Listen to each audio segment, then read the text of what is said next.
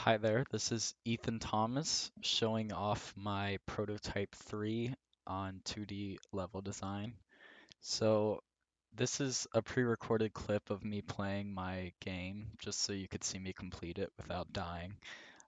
So yeah, this is my game. Essentially, it's a 2D platformer, and the key focus of 2D level design techniques that I focused on was guidance.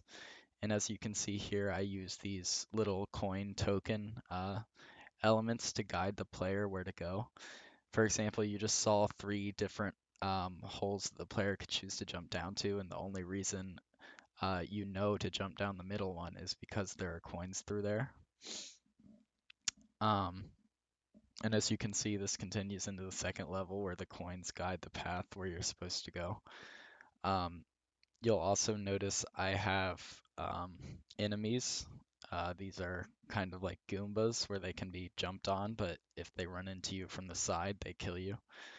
Um, you see I'm messing up a little bit here in this parkour section. I've implemented extensive animations using an asset pack freely available on itch.io. And there you can see me complete the level. So now I'll go into the details of how this is implemented.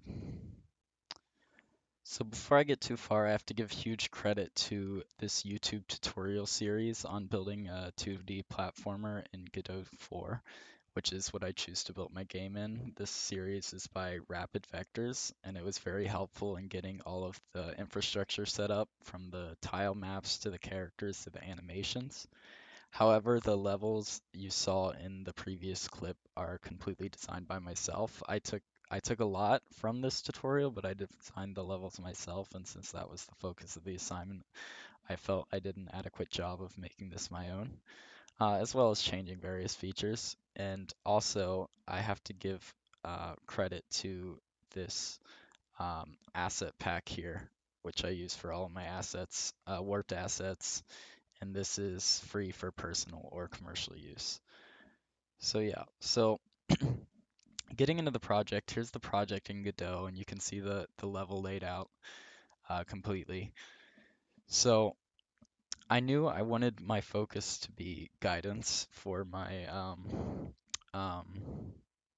game design technique, and you can see that everywhere with all these coins. In total, there are 150 coins throughout the game. I have not been able to collect them all, but it is possible. Um, so that might be a fun challenge. But as you can see, sprinkled throughout the entire level, there are coins showing the player where to jump to. And then here's the big one that that is actually needed for guidance, because if you jump down this first hole here, uh, you would fall into this void with just this enemy, which if you land on the platform and kill the enemy, it's a soft lock, so you have to jump down to your death there. But as you can see, if I just hide these coins, there's really nothing to tell you which hole to go down into. So that's the point of the coins here, telling you to jump down this hole, which will guide you to this door. And as you can see, this is also another option, but there's no need to go in there. You can get back out if you fall into that. So I'll talk about these enemies a little bit. These enemies are programmed to just walk back and forth between two control points. And also, if I look at the enemy scene here, you can see that this hitbox on the top is the damage hitbox, where if the player hits that first, then the enemy's killed. However, if the player runs into this bigger hitbox first from the side, then the player will be killed, which I will actually show you because I did not demo that. So if we run in there, I just get a game over sign and play again. And the same thing happens if I fall into the void here. Game over, play again. Um, there is no checkpoint system in this game, so once you get to level 2, if you die, you go back to level 1. That was deliberate because I felt like the challenge does not necessarily warrant a checkpoint or a safe zone.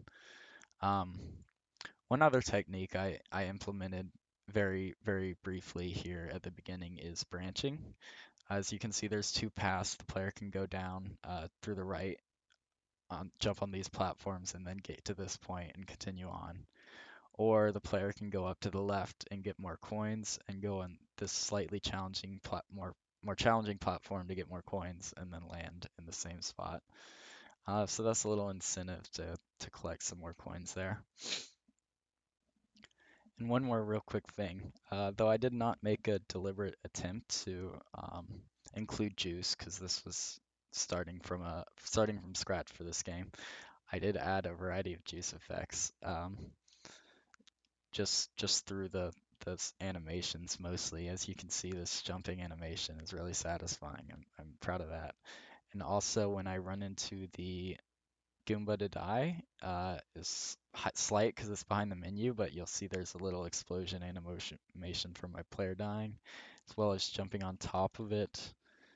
There's an explosion animation for the Goomba character dying, and also these coins sparkle a little bit. They're not just static yellow, which kind of draws the eye a little bit. And the background, it's completely aesthetic, but it has this parallax effect, which turns out really nicely in this pixelated game. So yeah, thank you for watching.